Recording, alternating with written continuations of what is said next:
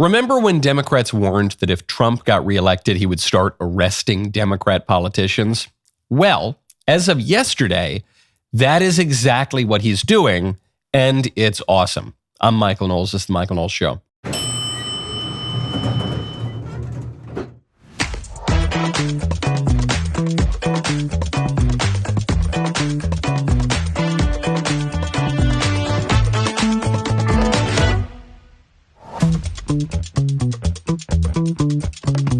Welcome back to the show. Major update in one of the great stories of our time, the Starbucks dress code battle.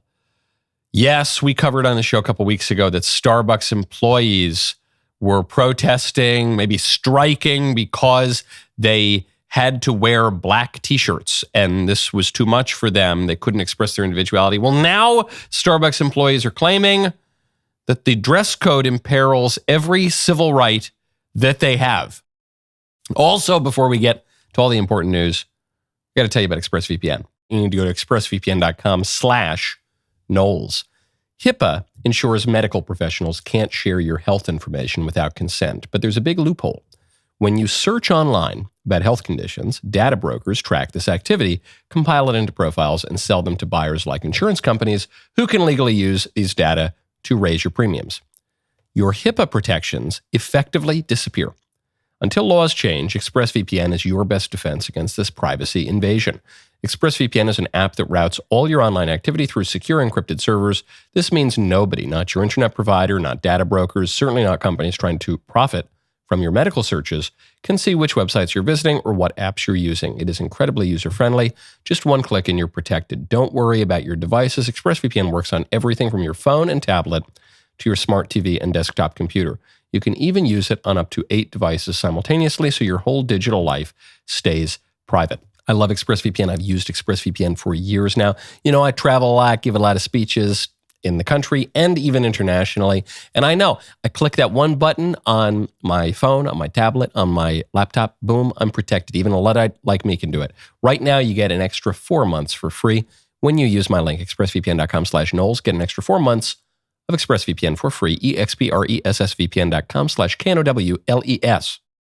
Alina Habba, U.S. Attorney for the District of New Jersey, is officially charging Democrat congresslady LaMonica McIver. I think I'm pronouncing that correctly. It sounds kind of Italian, doesn't it? LaMonica McIver. She is not Italian. LaMonica McIver, you might remember from the insurrection at the ICE facility a couple of weeks ago. I talked about this on the show. This Democrat Congress lady, along with the mayor of Newark and some other Democrat politicians, show up to an ICE facility, a DHS facility, go in, trespass on property, and not only that, but start screaming at police who are stopping them, and in fact, allegedly, start assaulting and hitting the police. So, body slamming the police, in the words of one government representative. So, after this happened, there was talk that because the Democrat politicians broke the law, they might be charged with a crime.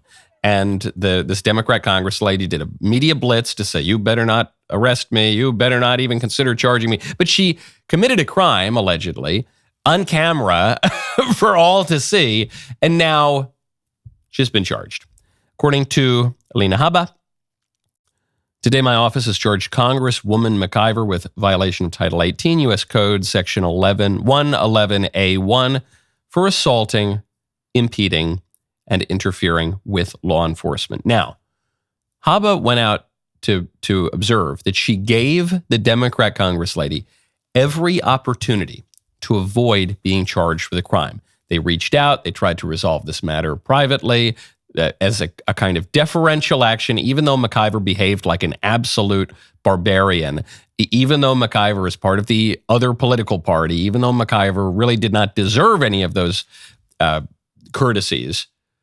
Habba reached out to just try to resolve this. The Congress lady refused to. And so she said, I've persistently made efforts to address these issues without bringing criminal charges. I've given Representative McIver every opportunity to come to a resolution. But unfortunately, she declined. No one is above the law, politicians or otherwise. It is the job of this office to uphold justice impartially, regardless of who you are. Famous line from H.L. Mencken, who said that democracy is the theory that the common man knows what he wants and deserves to get it good and hard. Democrats have prattled on for 5 years now about how no one is above the law. And even some of the most powerful politicians, they need to be held accountable to the law. And they said this in order to justify their multiple prosecutions against President Trump, along with the unprecedented effort to remove President Trump from the ballot, along with the effort to undermine his first term, along with the defense of spying on his campaign, along with a raid on his home, along with, all the way up to the justification for his murder. In that case, it was preposterous. The very fact that the Democrats tried to prosecute Trump on 4 different fronts shows you that those prosecutions were not about blind lady justice, were not about how no one is above the law. They were a conviction in search of a crime. They were a prosecution in search of a crime. That's not what's going on here.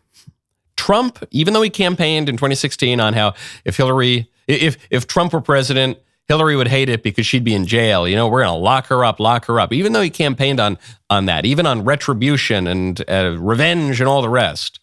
When really pressed on it, what did Trump say? He always said, well, success is the best revenge. Well, I'm not actually going to lock her up. I'm actually not going to prosecute my political enemies just to get vengeance on them or something. I'm just going to succeed because I have an agenda to make America great again. In this case, however, you have multiple Democrat politicians, allegedly, committing crimes on camera, harming law enforcement agents. This isn't just like with the Trump prosecutions. Trump gave a speech that the Democrats didn't like, so they're going to try to throw him in prison. This woman committed crimes. You have to apply the law. Trump is now doing what the Democrats pretended that they were doing. The Democrats pretended that they wanted something. Trump is giving it to them. Democracy, the theory that the common man knows what he wants and deserves to get it good and hard. Now, speaking of uneducated people, really disturbing, alternately disturbing and hilarious segment from CNN on a UConn college student, very prominent university, the University of Connecticut, a UConn college student who is illiterate. In some ways, Alicia Ortiz is living an American dream. The 19-year-old began her freshman year at the University of Connecticut in Hartford this fall. She's excited to study public policy, the culmination of hard work after moving north from Puerto Rico as a child. Do you remember when you first came to Connecticut? Yes, I remember I was very nervous, but I know it was going to be better opportunities for me to learn. But Alicia says those opportunities never came to fruition. Even today, could you read this, or would it take you a long time? It's impossible. I just see his words everywhere. Alicia graduated from the Hartford public school system last year, but she says today she is illiterate. She still doesn't know how to read or write. The layers of this story, it's almost impossible to process. A girl not only graduated from high school, but is currently enrolled at a prominent college without being able to read or write. In reality, you should not be able to go to college if you are not seriously, uncommonly intelligent and inclined toward education. I know today we live in this time where we're told everyone has to go to college and you'll have a terrible life if you don't go to college. For the first, 900 years of education, that is not how we thought about universities. The only people who went to college to receive a liberal arts education were people who were uncommonly intelligent, and that's just a thing you're kind of born with. And on top of that, uncommonly inclined toward education, toward the liberal arts, toward reading great books, toward abstract thinking about subjects that are not directly applicable. There are plenty of people who are super intelligent who are not inclined toward those things, who just want to go out and start a business, who just want to go out and learn a trade, which is fine. The university was not for them. There are all sorts of things you can do with your life. That's what education was for. That's what higher education was for. We have now degraded universities so much that you can matriculate at a major university without knowing how to read. Not just without having read Tolstoy, not just without having read the entire corpus of Shakespeare. No. Without having read ever a single word, because you can't. How did that happen? Well, because she graduated from high school. How did she graduate from high school without being able to read? You should be able to read in the second grade. When I was a kid, now I think you're supposed to read in pre-K or something. How did that happen? Because our whole education system is fake. That's how, I'll tell you exactly how it happened. I will tell you exactly the process, but it all comes down to our education system being totally fake. We will get to all that in 1 second. First, I want to tell you about Good Ranchers. You got to go to goodranchers.com, use code Knowles. Did you know over 85% of grass-fed beef sold in U.S. stores is imported? Luckily, Good Ranchers holds themselves to a higher standard. Goodranchers.com products are 100% born, raised, and harvested right here in the USA from local family farms, so you can rest easy knowing exactly where the meat you are eating comes from. Plus, there are no antibiotics ever, no added hormones, no seed oils, just one simple ingredient you can read. That's meat. Best of all, Good Ranchers is tariff-proof due to their 100% American supply chain. So while new tariffs make grocery store prices unpredictable, Good Ranchers stays consistent and predictable, going straight to your door for ultimate convenience. But you know my favorite part, even beyond all that, even beyond that it's from America, even beyond the great prices, it is the best meat you're going to get.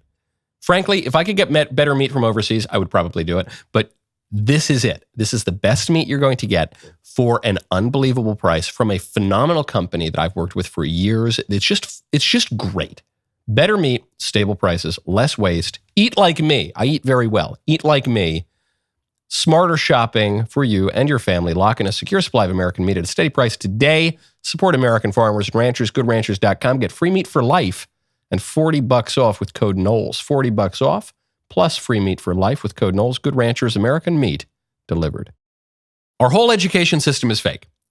We flatter ourselves. We say we're the most educated people ever. I remember when I was in high school, a teacher, wonderful teacher actually, said, you guys know more than Aristotle did. You guys know more than Plato did. And it's easy to believe that because we have iPhones and Google and doodads. But we're not actually. We're much less educated. It's very easy to hear politicians say, you guys are graduating college at a higher rate than any generation before you, the most educated generation ever. No, it's just that college doesn't mean anything anymore, necessarily. Graduating high school doesn't mean anything anymore, necessarily. We hear all of this stuff about, the first generation college graduate, what an impressive accomplishment. But unfortunately, it's not. I don't mean to be cruel. I don't really want to yuck on anyone's yum or rain on anyone's parade. But it doesn't mean, a college degree does not mean the same thing it meant 50 years ago. A high school degree doesn't mean the same thing it meant 50 years ago. Through the desire to improve people's lot, regardless and totally untethered from any of the underlying realities of improvement, we've just destroyed those institutions. You cannot improve people through sheer tyranny of will. It's not possible. I came here for a better life from Puerto Rico. I thought I'd have all this opportunity, but I don't. No, it's not. You did have opportunity. You just didn't. You didn't take it, and you weren't engaged with it. And the educational institutions lowered their standards to try to engage in the social experiment, and it failed everybody. So it's all just pretend. It's all just pretend. I know there's students who are in graduate school now. I've interacted directly and indirectly with some of them. These kids should not have graduated from the 7th grade. They don't know how to write an English sentence. So what does that mean for the rest of us? Does that mean you shouldn't go to college? No, maybe you go to college if you can make something out of it. But it certainly doesn't mean you have to go to college. These things don't mean anything. It is not enough merely to have the appearance of the thing. Some person who can't spell his own name holding up a college degree, smiling like a buffoon on camera. Look at this, I graduated college. No, you didn't. Not really. It doesn't. You got to have the goods, man. You got to have the goods. There's really no shortcut to it. And the social engineers in our government are going to pretend that you can circumvent all of the difficulties to have a good society, but you can't. You actually have to do the stuff. Now, speaking of the meaning of words, President Trump has just given a very important lesson in language to Bret Baier when, during a Fox News interview, President Trump explained the meaning of the N-word. Stronger, to a point where the next one's going to be, you know what, the N-word. You know what the N-word is, right? Nuclear. Yeah. Thank you. Thank you for the clarification. I figured you'd want to clean that up. No, it's the N-word. That's a very nasty word, right? In a lot of ways. The N-word used in a nuclear sense, that's the worst thing that can happen. President Trump, first of all, knows exactly what he's doing. I love this whole setup. And it's going to be, look, if things don't work out, if we don't make peace in these wars, we're going to have the N-word. You know what that is? And Bret Baier, who plays it so straight, he goes, yes, Mr. Nuclear. Please tell me it's nuclear. It's nuclear. Yeah.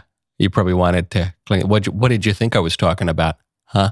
Thought I was singing some of a new Kanye song or something like that? No. No, I'm not. Trump knows exactly what he's doing. And there's an important political point underneath it. He's not just making a little joke about the really taboo word and then it's not the word that you expect. It's not just that. The profound point there is that the N-word Trump is talking about should certainly strike more fear into our hearts than the N-word everyone else talks about.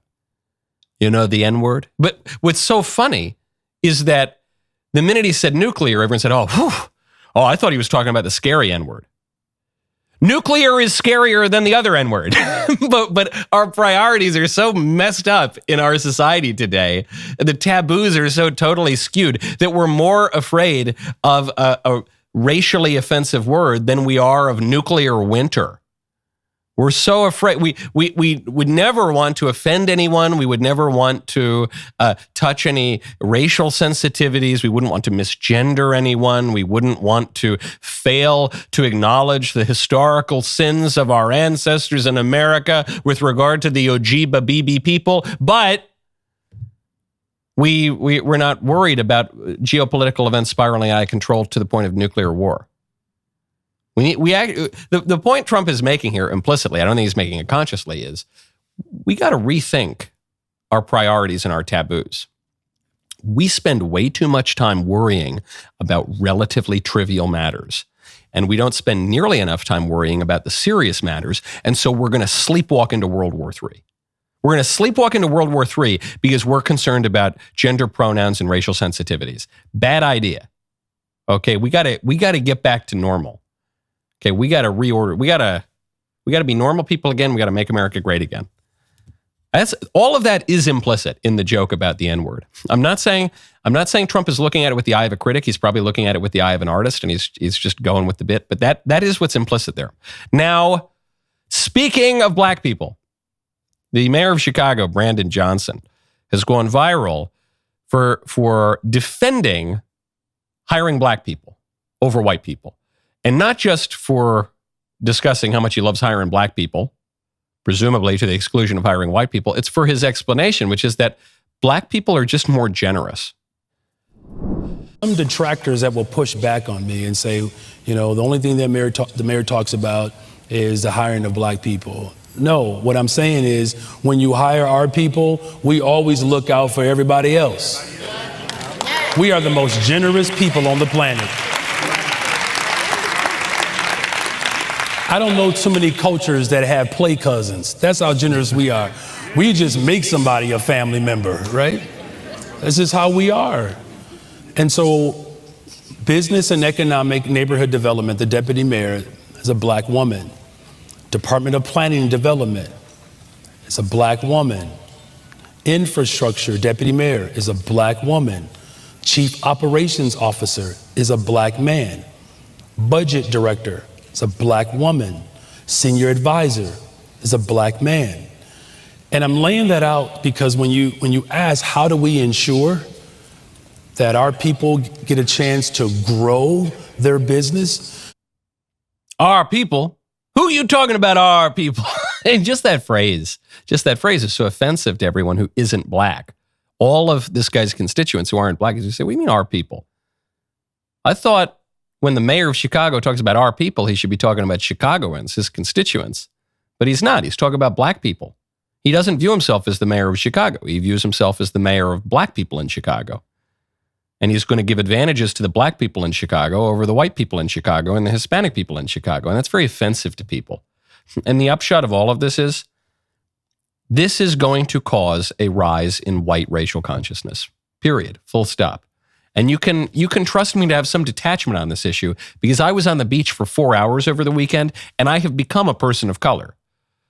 The Moorish genes have come out, all right? So I have a little more of a disinterested perspective after this weekend, and I am promising you, as this keeps up, the white racial consciousness is going to increase because white people have basically no racial consciousness, and all the other groups consider race to be very important, especially black people who consider race to be more important than anyone else. I've mentioned this Pew Research survey a number of times on this show. I'll mention it again. Black people have a 70+% racial consciousness. Over 70% of black people say that race is somewhat or very important to their identity. For Hispanics and Asians, it's over 50%. For white people, it's just 15%. And we used to keep the racial conversation a little bit within boundaries. So even if you had lunatics like this guy, he would just be marching with Malcolm X, speaking some illiterate nonsense on the street. Now he's the mayor of Chicago.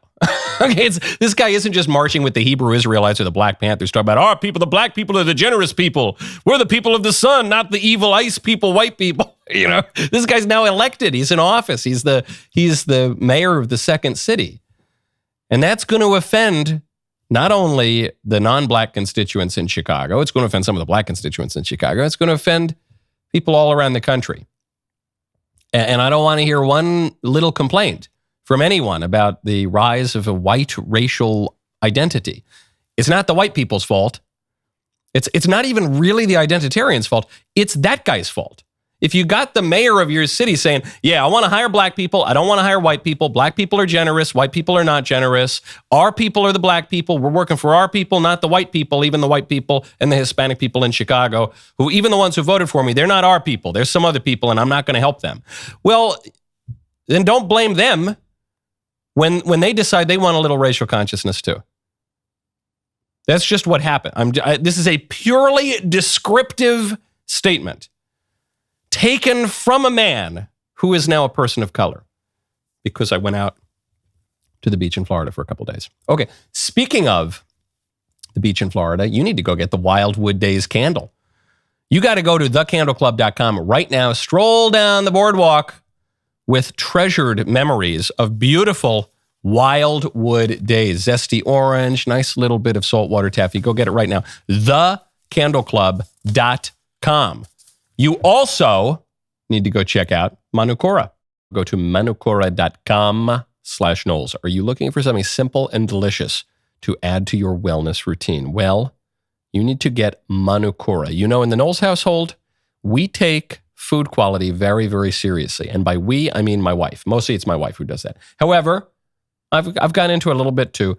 Manukora honey is truly exceptional because it offers both incredible flavor and remarkable health benefits. This rich, creamy honey is ethically produced by master beekeepers in New Zealand's remote forests where bees collect nectar from the manuka tea tree. What makes this honey special is its impressive nutritional profile.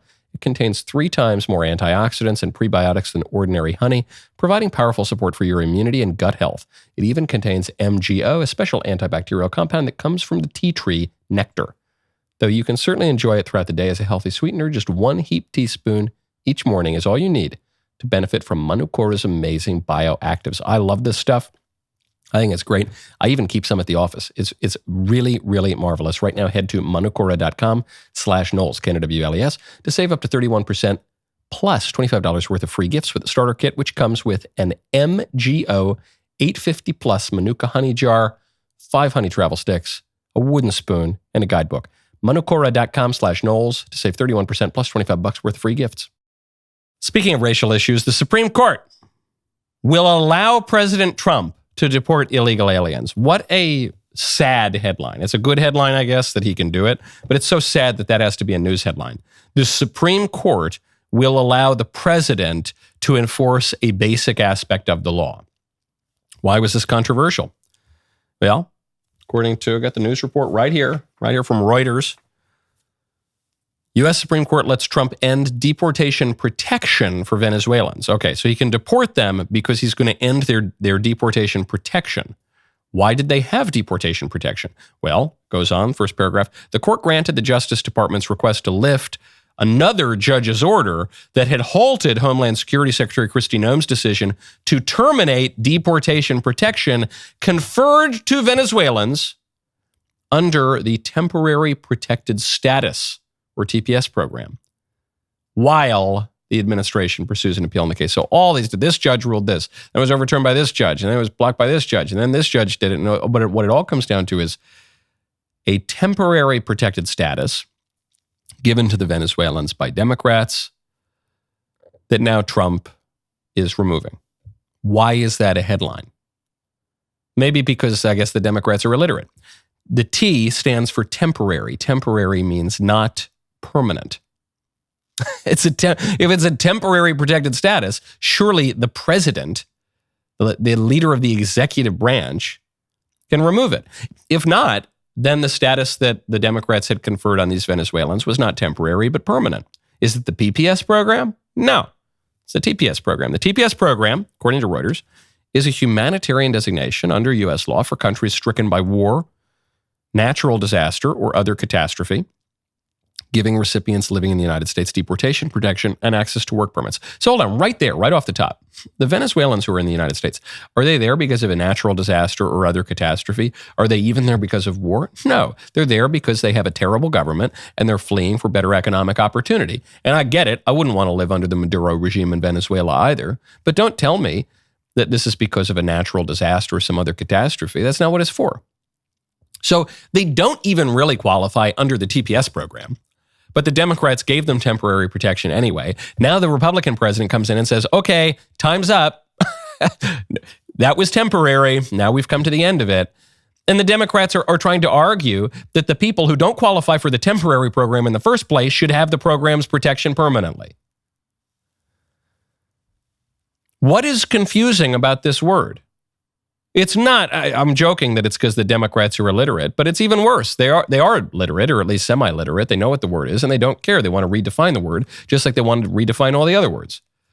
If you can redefine justice, if you can redefine man, if you can redefine marriage, then surely you can redefine temporary. But Trump is plowing ahead. He is wasting no time in trying to deport a lot of these people, some of whom he's pressuring in all sorts of different ways. He's giving certain incentives. He says, hey, if you deport yourself, you'll get $1,000. Remember that program from DHS? We covered that, I think, last week on the show. Others, he's saying, hey, you've overstayed your welcome. Well, you didn't have a welcome in the first place. You've overstayed your first deportation order. You've been fined every single day. And if you stay in this country, you're going to owe millions of dollars, as is the case for a woman who was just interviewed by CBS Miami. Take a listen. An undocumented individual daily $500. Michelle Sanchez is Maria's attorney. She showed us the document Maria received. They're supposed to say on the date that she was advised, and this is blank because they never advised her of the penalties. Okay. So that's going to be my argument. The 1952 Act has historically rarely been enforced, but in February, the Trump administration announced it will penalize people living in the U.S. illegally under that act. What she has is an order of removal in her absence. Is that still accumulating even today? Yes. So that figure is increasing? It could increase. For me, that is absolutely nuts. Sanchez filed a motion to reopen her client's case last year under a policy of the Biden administration, giving ICE attorneys the discretion to reopen cases and lift removal orders. Have you ever been arrested? Nunca. When I asked her if she would voluntarily return to her home country, Me dolería tanto dejar mis hijos. It would be extremely painful to be separated from my children. This is their country. This is all they know. Please have mercy. I want to stay with them. Okay. you feel sorry for this woman. You feel sorry for any woman who's crying, even if she's totally in the wrong, as this woman is. You feel sorry for her. And it's unfortunate that Democrats have done this. It's unfortunate that Democrats have told these people that they should come here when they shouldn't, and it's illegal.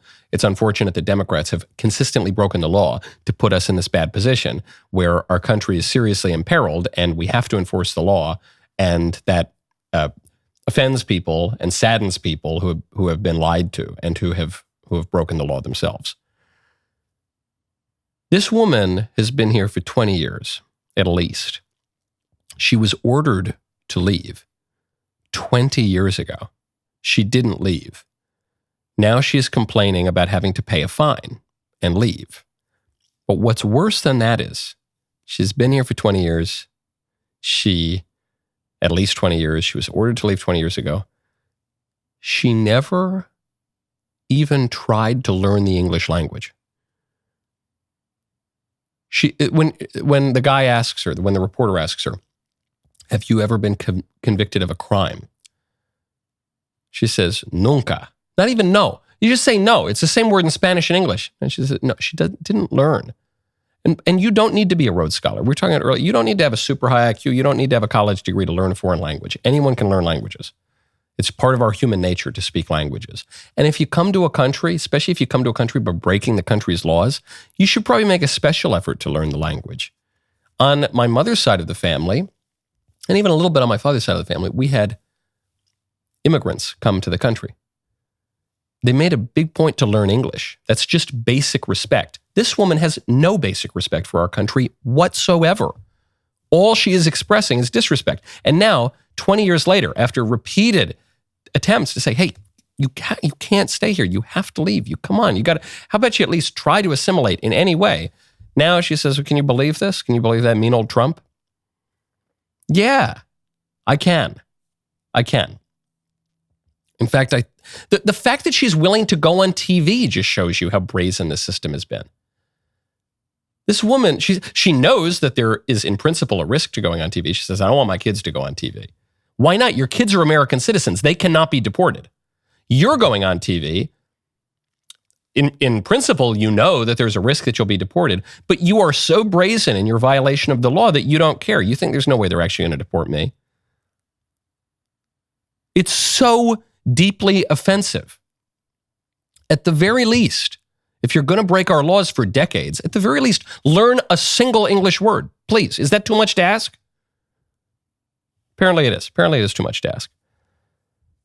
Now, meanwhile, President Trump's immigration policies seem to be having a positive effect on society already. We will check out some crime statistics in Denver in 1 second. First, though, when you're a DailyWire Plus All Access member, you're not just watching the daily live shows, you are part of the conversation. No ads, exclusive access to live Q&As where you can ask us questions directly, and the first look at what's coming next.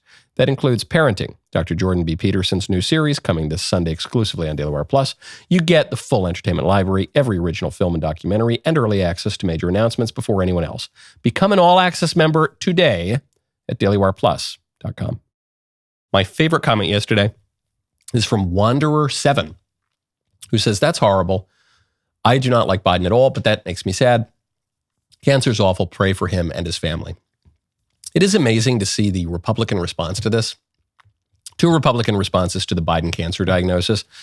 One, that we were obviously lied to, that the White House doctor lied and should probably lose his medical license, and the Biden family lied, and Joe actually didn't lie because he told us they had cancer 3 years ago, and then the media lied about that and covered it up. And so that's a political reaction. And then the personal reaction, usually in the same breath, is, well, pray for Joe Biden. I didn't like him. He was a bad president, but pray for him. You know, no one deserves cancer. It's really just awful. It's terrible. Please pray for him. And had it been Trump, there would be dancing in the streets from Democrats. We all know that. Because all the top Democrat politicians actually justified the murder of President Trump by saying he posed an existential threat to the country. And then after he was almost murdered, after he was shot through the ear, there were many prominent Democrats who said, just a little, we were a quarter inch off. If only. I mean, it's on tape, okay? We have the tape. But it's good. It's a reminder that goes back to Plato, I think in Gorgias, but it's a common moral thread throughout the West. It is better to be harmed than to do harm. To be harmed is just something that happens in life. Life entails suffering. But to do harm actually imperils your soul, and you'll be held accountable for that. So it's better to suffer an insult or an indignity than to inflict one. Okay, speaking of crimes and death, homicides are down 60% in the city of Denver this year. You know, there have been a lot of immigration raids in Colorado and in Denver specifically. Now we have this news story. Newly released report says homicides dropped nearly 60% in Denver in 2025. Now, I am not drawing a line of causation. I'm sure there are plenty of reasons why homicides might have declined. However, Democrats shouldn't be scratching their heads too hard. It turns out that if you remove criminals from a situation, you'll get less crime. There's an old bit in a James Taranto column at the Wall Street Journal. I think it referenced Fox Butterfield. Was that his name? Fox Butterfield, who himself was a newspaper man, who had a famous headline, which said, despite prisons continued to fill despite crime going down. This liberal journalist couldn't figure out. He was scratching his head.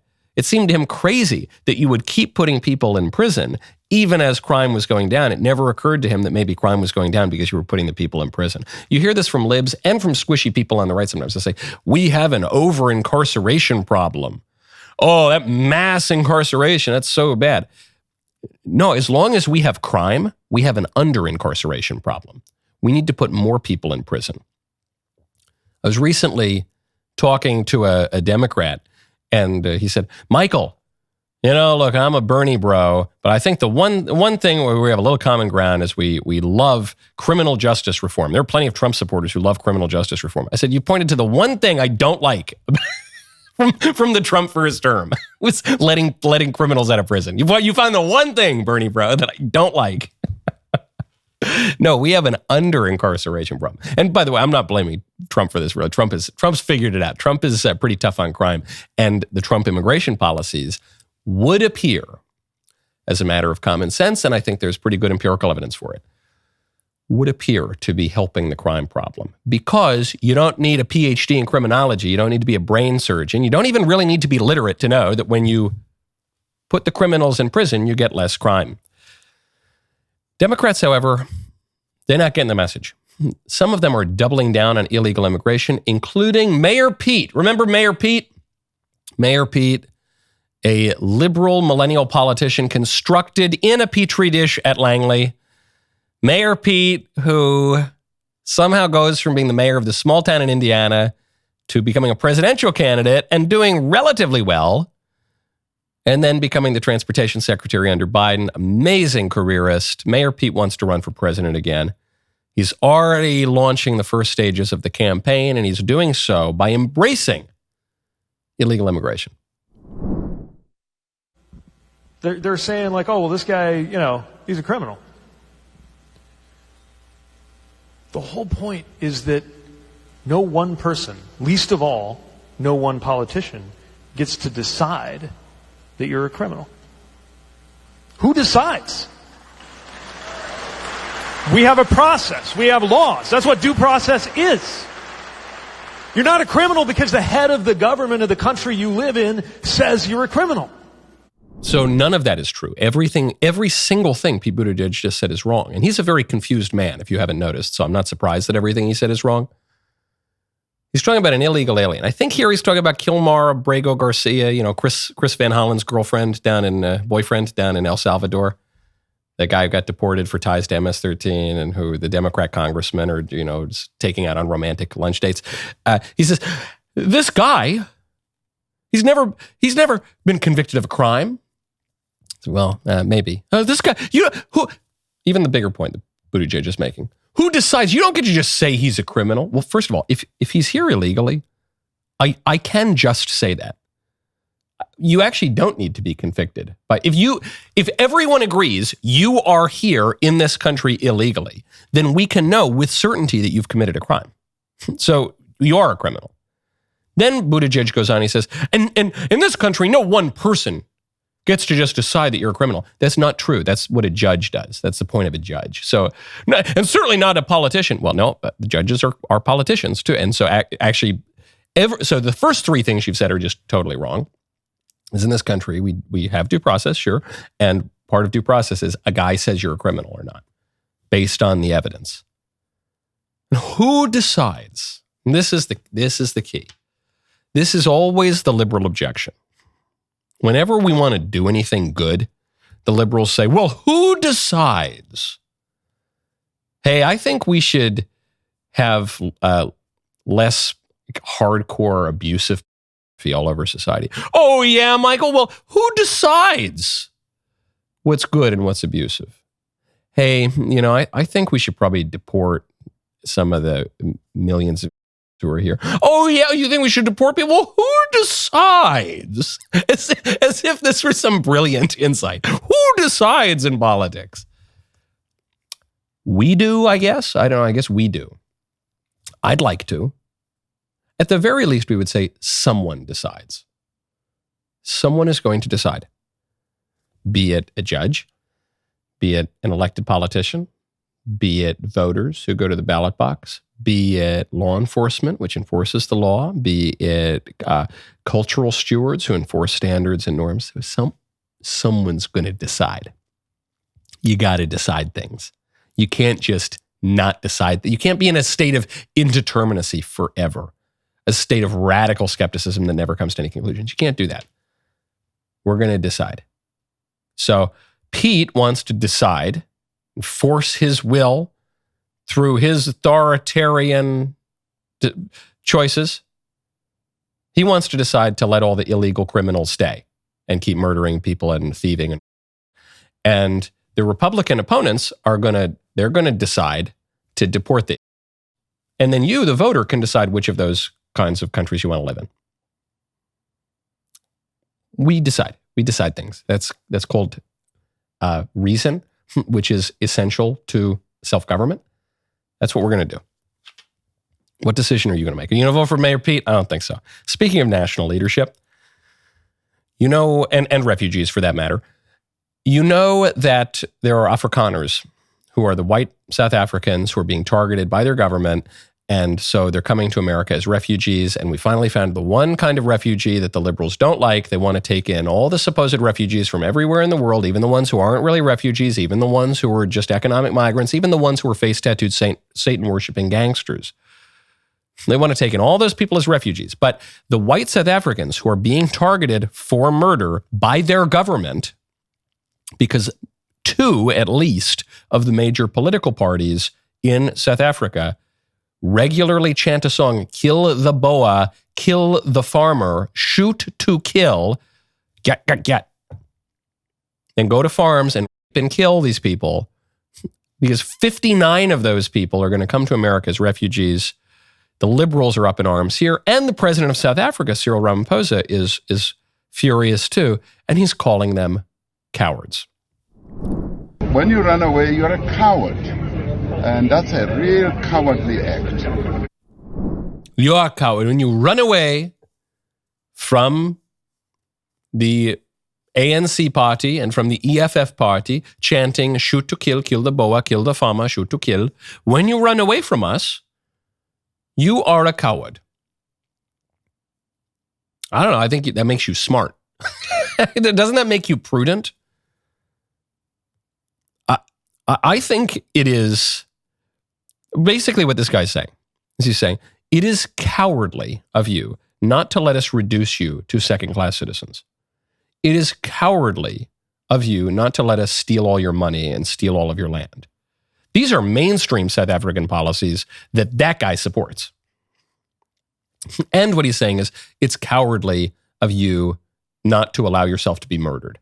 Which is not something that guy supports, but it is something that guys like Julius Malema support, head of the Economic Freedom Fighters Party support, big party in South Africa, who chant, shoot the boer, shoot the farmer, shoot to kill, which has also been chanted by the African National Congress Party, the biggest party in South Africa.